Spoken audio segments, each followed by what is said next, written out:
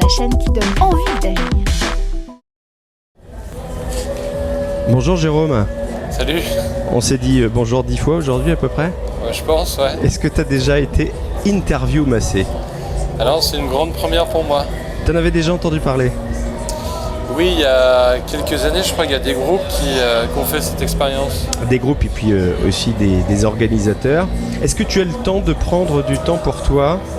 Toi qui es le directeur de Vieille Charrue, premier festival de France, dans le top 5 des plus grands festivals d'Europe, est-ce que tu as le temps de prendre du temps pour toi durant ces 4 jours de festival? Pas beaucoup, non. Pas beaucoup. J'ai plutôt faire le tour pour voir si tout se passe bien dans les équipes et si voilà, il n'y a pas de grain de sable dans la machine. Ça peut arriver à tout moment. Des urgences régulièrement? Oui, il y a quelques urgences, ouais. Ouais, quelques urgences. Alors on va revenir un petit peu sur ton parcours et moi je voudrais qu'on revienne sur la rentrée de 2012, un moment extrêmement important dans l'histoire des Vieilles Charrues. D'abord ça a été le moment où Jean-Philippe Quignon, l'ancien coprésident des Vieilles Charrues, nous a quittés. Et puis ça a été un moment où ton prédécesseur, Loïc Royan, a décidé d'aller exercer d'autres fonctions. Et un moment où Jean-Luc Martin, le président des Vieilles Charrues, est venu te voir. Tu poursuis l'histoire? Qu'est-ce qu'il est venu te dire ce jour-là? C'est vrai qu'on a été dans une période un peu noire pour l'association. Jean-Philippe venait de nous quitter. Et puis, donc c'était déjà très douloureux parce que c'était la figure, la voix de l'assaut, du festival. Et un peu le sage. Et quelques temps après, Loïc nous a annoncé qu'il allait vers de nouvelles aventures et on s'est retrouvé un peu avec l'équipe et Jean-Luc un peu perturbé par tout ça, ça faisait beaucoup de choses. Et on s'est réunis à plusieurs reprises avec l'équipe pour un peu discuter de l'avenir, de comment on allait un peu aborder les choses. On savait qu'il fallait quelqu'un à la tête du festival, de l'association. Tu pensais toi déjà à toi à ce moment-là? Ah non, pas du tout. J'ai jamais pensé, je me suis jamais projeté. Les différents postes que j'ai eus au Charrue m'ont toujours été proposés en fait. Et moi j'étais plutôt dans une dynamique de discussion avec tout le monde pour surtout voir ce qu'on voulait et éviter des comment dirais-je... Ce qu'on voulait, c'est-à-dire en termes de profil de directeur? Profil, des attentes, voilà. Qu'est-ce que nous on attend d'un directeur en tant que... Ah oui, donc toi tu as rédigé la fiche de poste, comme on dit. Non. Il fallait pas aller jusque-là, il fallait pas... Mais après, il y a, voilà, qu'est-ce que... Moi à l'époque j'étais responsable de la com et des partenariats. Qu'est-ce qu'un responsable de la com et des partenariats attend? Qu'est-ce qu'un responsable de la programmation attend d'un directeur? Qu'est-ce qu'un responsable du social attend d'un directeur, etc. etc. Est-ce que tu t'es senti immédiatement légitime quand on t'a proposé? Ah non, pas du tout, pas du tout. Je me suis pas du tout... Et qu'est-ce qui se passe dans ton esprit à ce moment-là, Jérôme? Il se passe que il faut faire attention à essayer d'identifier un profil. On n'a pas les compétences pour le faire, c'est pas à nous de le faire, mais d'essayer d'être des garde-fous. Parce qu'il y a eu quand même pas mal de turnover à ce poste-là les dernières années. Et donc l'idée rapidement, ça a été de se dire qu'il fallait faire appel à quelqu'un dont c'est le métier. On va exprimer nos attentes, nos envies, mais notre mission, elle s'arrête là. Après, l'idée, c'était... on venait de faire des séminaires avec un coach en management qui avait réussi un peu à rentrer dans la team des Charrues, à faire parler, à libérer un peu les esprits. Et j'avais proposé à Jean-Luc de faire intervenir cette personne pour écouter chacun des salariés et à lui après d'en faire une fiche de poste, une lettre de mission et une annonce de recrutement. Et donc c'est ce qui s'est passé. On a passé 2 jours avec lui et Et finalement ça tombe sur toi. Et attends, c'est pire parce que on passe 2 jours avec lui, on se réunit une semaine après, il vient avec ses préconisations. le fameux mouton à 5 pattes, comme dit Jean-Luc. Que Jean-Luc dessine un jour devant les autres salariés. Exactement. Et on fait cette matinée de réunion du profil type, de la fiche de poste. Et puis là, il nous présente l'annonce. Elle convient à tout le monde. Et cette phase était importante vraiment parce que ça a été participatif par rapport à vraiment aux attentes de chacun. Et Dieu sait qu'il y a un paquet d'attentes de la part des salariés sur ce poste de coordinateur en fait. Et le mouton à 5 pattes, c'est toi. Et donc j'ai publié l'annonce. Et le lendemain, Jean-Luc m'a appelé pour me dire écoute, faut que je te voie. Je viens demain à Rennes, faut que je te voie avec ta femme. Parce que voilà, il faut que ce soit toi, je veux que ce soit toi, j'ai envie de travailler avec toi. Moi je veux savoir ce qui se passe dans ton esprit, Jérôme, au moment où on te l'annonce. Une tempête, un lac parfaitement plat. À quoi ça ressemble l'esprit de Jérôme à ce moment-là? C'est de la surprise, mais après c'était une phase un peu inconsciente. On était encore dans le deuil de Jean-Philippe. On était encore dans le... C'était un peu surréaliste. Ouais, bah oui, ça arrivait, tout arrive d'un coup. Et puis moi, dans la démarche dès le départ, avec tous mes collègues, c'était de faire perdurer ce qui existe au Charru, cet esprit singulier, Comment tu le définis, cet esprit singulier, justement? Qu'est-ce qu'il fallait faire perdurer? C'est difficile à expliquer parce que tant qu'on ne le vit pas, tant qu'on ne vit pas à l'intérieur de l'équipe, de l'assaut, c'est atypique quoi. C'est un fonctionnement atypique, c'est un fonctionnement très professionnel, mais c'est fait avec soit des gens qui ont grandi avec les vieilles charrues, certains depuis nous ont rejoints, certains étaient bénévoles avant, sont devenus salariés. En fait, le festival il a grandi et on a empilé des choses, on a créé des postes. C'est un peu l'auberge espagnole pour le coup. Comment on s'y retrouve? On peut effectivement, quand on regarde un peu les profils ou les histoires de chacun, penser que c'est l'auberge espagnole. Sauf que le fonctionnement il est calibré comme une horloge suisse quoi. Mais après voilà, c'est les charrues, c'est pas telle ou telle entreprise. Moi j'ai pu assister à une réunion durant ce festival, une réunion de pilotage, le vendredi matin en l'occurrence. Donc là on fait le bilan de la première journée. J'ai assisté à un duo. Moi j'ai eu l'impression que vous rouliez en tandem avec Jean-Luc. Comment tu te définis? D'abord, est-ce que tu es d'accord avec cette idée-là? J'ai l'impression que tout roule entre vous, vous êtes vraiment c'est sûr que ça va, sur le même pédalier. Ouais, ça va vite, ça va vraiment très vite et on se comprend, on n'a pas besoin de faire une réunion de 2 heures. Moi Jean-Luc, je le vois pas très souvent parce qu'il a un boulot très prenant, il est souvent à l'étranger.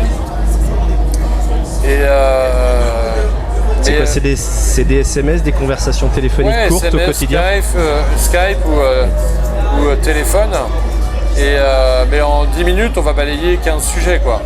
Moi, je sais ce qu'il attend, ce qu'il aime, ce qu'il n'aime pas. On a la même vision, on a la même manière de penser, de voir les choses. Vous êtes calé au début quand tu as pris ton poste de directeur à l'automne 2012? C'était quelque chose de naturel en fait. On s'est rendu compte que... C'est quoi le secret? Moi je veux connaître le secret de Jean-Luc et Jérôme pour finalement de nombreux duos, de nombreux couples d'entreprises qui parfois ont du mal à se trouver. Nous ça s'est fait naturellement en fait. Depuis 2009 quand j'ai commencé à bosser sur les partenariats. Sur la partie communication j'étais plus avec Jean-Philippe. Mais je pense que c'est la sincérité, l'efficacité et puis l'envie de faire des choses, quoi. Qu'est-ce qui t'apporte, Jean-Luc? En quoi est-ce qu'il déteint sur toi? Il a du charisme. Il a du charisme, il est impressionnant. C'est un fonceur. Des fois trop, donc moi je canalise, je fonce, mais je fonce quand je suis sûr de moi. Oui. Sur l'exemple du Monez, on était ensemble effectivement il y a 3 ans en Hongrie On a vu ce système-là, on a halluciné. Monez, c'est le paiement dématérialisé que vous avez osé tenter cette année en 2015. Et en fait, là-bas, ils avaient une carte et après, dans les bars et les restaurants, c'était des TPE, les festivaliers, les bénévoles calculés eux-mêmes. Donc c'était une première étape, c'était bien, mais c'était pas exactement ce qu'on cherchait. Après, c'était le tout début. Et depuis, Jean-Luc n'arrêtait pas de dire il faut le faire, il faut y aller, il faut. Mais à un moment donné, entre des volontés et des souhaits, il faut à un moment donné prendre le temps d'étudier la faisabilité, d'étudier nos besoins, d'en faire un cahier des charges. Et c'est là que moi, j'interviens. Donc en général, on a souvent les mêmes idées, les mêmes envies. Il déteint sur moi, je crois que je déteins sur lui. Qu'est-ce qui déteint de Jérôme sur Jean-Luc ? La préparation de prise de parole, par exemple. Ouais. C'est toi qui vas cadrer davantage peut-être les propos désormais. En connaissant sa personnalité, je sais quoi lui dire. Je sais que sur des prises de parole, je ne vais pas lui écrire un discours. Tu aurais pu être directeur de cabinet dans la politique ? Alors, j'en sais rien, je ne sais pas c'est quoi le métier de directeur de cabinet dans la politique. C'est en tout cas quelqu'un qui notamment prépare les discours à l'élu et quelqu'un qui est un crack en stratégie. J'ai l'impression que c'est ce qui te caractérise. Les discours, les prises de parole, au fil des ans au Charrue, j'ai appris à le faire parce que je souhaitais, quand je bossais à la communication et à la presse, entre guillemets, personnaliser le festival, comme c'est le cas sur... C'est-à-dire raconter une histoire, c'est ce qu'on t'entend souvent dire, raconter l'histoire, un rêve. Que ce soit une personne et toujours la même personne qui la raconte avec le même argumentaire quelque part. C'était un peu fouillis cette manière dans les années fin des années 90 de prendre la parole. Il n'y avait pas d'identification réelle des vieilles charrues. Et avec Jean-Philippe, j'avais réussi à mettre ça en place. Et effectivement, chaque année, on se voyait avant les conférences de presse et avant le festival. C'est lui qui m'a un petit peu appris ça, à structurer les prises de parole, les argumentaires. Et on arrivait à sortir une liste de 10 thèmes ou de 10 mots-clés qu'on devait systématiquement, enfin qu'ils devaient eux systématiquement replacer dans les interviews. Et c'est ce que j'essaie d'apporter à Jean-Luc, parce que c'est un fonceur, il parle avec le cœur, et là... Et c'est ce qui fait la différence quand on parle du Festival des Vieilles Charrues aussi. Bah oui, il faut parler avec le cœur, mais après il faut que le message soit audible, et soit structuré en fonction des interlocuteurs qu'on va avoir. Jérôme Tréorel, un homme de structuration. Il me reste 3 minutes, 3 questions, puisque tu es un homme extrêmement occupé. On est le dimanche soir, 4e jour de festival de cette 24e édition. D'abord, comment ça se passe le massage ? C'est énorme. L'interview. Je profite pas assez en fait. Tu peux lâcher ? Là ? Tu peux te lâcher davantage ? Ah bah là je pourrais, mais complètement là. Ouais. Tu sais te lâcher ? Vous n'êtes pas là demain encore là ? Tu sais te lâcher ? Comment est-ce que tu t'équilibres ? Alors la Toi, semaine, le dingue de boulot en l'occurrence. La semaine c'est le boulot à bloc. Là je démarre entre 7h30 et 8h le matin. Et jusqu'à 8h30, 9h, je suis seul dans mon bureau. Soit je prépare mes rendez-vous de la journée, soit je finis des mails que je n'ai pas fini. Ensuite, en général, c'est la journée non-stop de rendez-vous avec les différents services. Et puis le soir, en moyenne, à partir de 19h, 20h, ça dépend. Quand la journée de rendez-vous est terminée, je continue seul et là, je rouvre mon ordinateur avec en général une centaine de nouveaux mails qui viennent me dire bonjour. Un rythme de dingue. Ah ouais, ça finit en général entre 1h et 3h. Et ça toute l'année. Toute l'année. Comment tu t'équilibres au-delà de la famille le week-end ? Le week-end, ouais, je rentre. Alors j'ai l'impression de relâcher, mais visiblement je parle et je pense souvent charrue. Mais le fait de rentrer à la maison en famille, ça me fait du bien. Après j'arrive le soir, quand je me couche le week-end, à me conditionner psychologiquement pour me... Voilà, je suis là, je dors, comme je fais pendant le festival par exemple. Tu es un cérébral, Jérôme ? Je sais pas si je suis un Ça cérébral. cogite beaucoup à l'intérieur de la boîte crânienne. Ouais, ça cogite pas mal. Après, bon, c'est cérébral, je sais pas, c'est de la méthodologie après, je pense. C'est peut-être ça qui donne l'impression à ceux qui ne te connaissent pas de paraître hautain. J'ai vu ça dans la presse ce week-end. Oui. Comment tu réagis, comment tu te sens quand tu lis ça dans la presse? Peu importe. Non, mais je sais pas qui le dit, je sais pas pourquoi. Après, les gens qui me connaissent le pensent pas. L'essentiel, c'est qu'on puisse te connaître. Après, ce qui est différent aussi, c'est que il y a moi, ça fait des années que je bosse au Charru. Jusqu'en 2012, j'étais pas du tout exposé. Donc j'étais pas intéressant. Donc on se posait pas la question. Bah oui. Et depuis 2012, effectivement, il y a régulièrement des photos dans le journal, des prises de parole ou des choses comme ça. Donc forcément, le rôle change. Et je peux des fois, alors, peut-être en faisant des courses à Carhaix ou croiser des gens que je vois pas forcément parce que soit je suis au téléphone, soit je suis sur quelque chose et j'y prête pas forcément attention. Après, c'est aussi gênant quand on se retrouve entre guillemets dans le privé. Moi, je suis pas forcément très expansif dans le privé. T'es plutôt timide à la base de caractère premier. À la base, ouais. Très. Après, là, je suis dans un rôle. Mais voilà, là, pendant le festival, moi, j'ai adoré me balader dans les allées entre les scènes, etc. Effectivement, c'est là qu'on voit que ce poste-là, ce rôle-là est un rôle très exposé parce qu'il y a plein de festivaliers qui venaient me saluer, m'embrasser, remercier.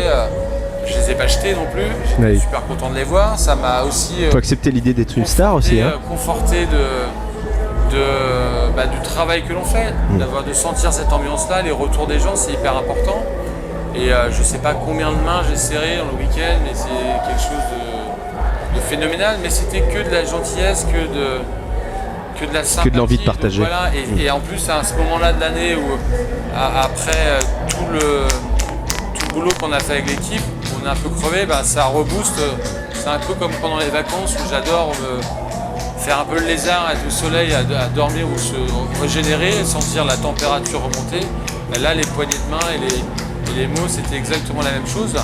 Donc hautain, non. Après, c'est vrai que depuis qu'on n'est plus en centre-ville au bureau, moi je sors quasiment pas du bureau, à part pour certains rendez-vous à l'extérieur, où je croise pas beaucoup les gens. Ah non, voilà, c'est... Avec Lilian qui est au cadrage, on est allé questionner cette année encore les bénévoles. Moi je voudrais savoir quelle est ton approche personnelle à l'égard du bénévole. J'ai bien une idée parce qu'on a souvent échangé sur le sujet. Quelle est ton approche, non pas de directeur, mais de Jérôme, avec toute l'expérience et finalement, quel est ton message à l'égard des bénévoles? Alors j'ai un regard particulier en plus cette année parce que j'étais encore plus au contact d'eux. Il y a traditionnellement la fête des bénévoles, il y a certains qui font des réunions à laquelle je participe, c'est plus des membres de l'association. Et cette année avec le projet Monnaie, on a organisé plusieurs réunions avec 50, 100, 150, 200 bénévoles où on leur a présenté le dispositif. Et je trouve ça incroyable d'avoir 6000 bénévoles à nos côtés qui portent haut les valeurs des charrues, qui défendent les charrues. Donc moi je me dois de respecter cet engagement, de l'honorer. Je suis quelque part un peu le coordinateur de tout ça, leur porte-parole. Et de se dire qu'il y a encore aujourd'hui des gens qui donnent du temps pour des projets, indépendamment des charrues. Je trouve ça bien parce qu'on arrive dans une société qui commence vraiment à rentrer dans de l'individualisme et c'est flippant quand même. C'est flippant et de voir que encore sur pas mal de projets, soit culturels, sportifs ou autres, on peut encore compter sur des gens pour faire la passation en fait. C'est un passage de témoins qu'on organise. Je trouve ça bien. Après, la particularité au Charru, c'est qu'on peut croiser des bénévoles de 16 ans, on peut croiser des bénévoles de 70 ans. C'est hallucinant. Hier, je croisais des festivaliers tout jeunes qui voulaient faire la fête, etc. Et ce que j'ai trouvé excellent, c'est qu'ils m'ont dit comment on fait pour être bénévole. À l'heure où le bénévolat peut être en chute libre dans certaines associations, eh bien, les valeurs qu'on défend, le projet Il y a toujours autant de sollicitations au Charrues. Eh bien, on se dit que voilà, la relève commence à pointer le bout de son nez.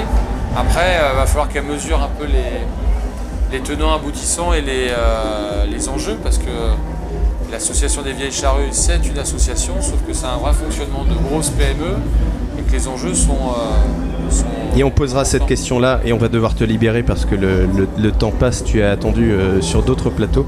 On te posera justement des questions sur le message peut-être plus tactique, politique même. J'ai entendu un peu de politique à plusieurs reprises durant ce week-end dans ta bouche. On te posera les questions l'année prochaine pour le 25e. Je vous dirai si ça a avancé ou pas, sinon je recommencerai.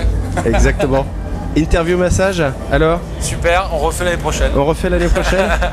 Merci Aurélie. Merci, Aurélie Poulichet qui coordonne l'ensemble des masseurs sur les Vieilles Charrues. Merci Lilian au cadrage. Une grande première et non, c'est génial. Ça fait du bien en plus. Moi je sais que j'essaie de faire des étirements de temps en temps pour se détendre.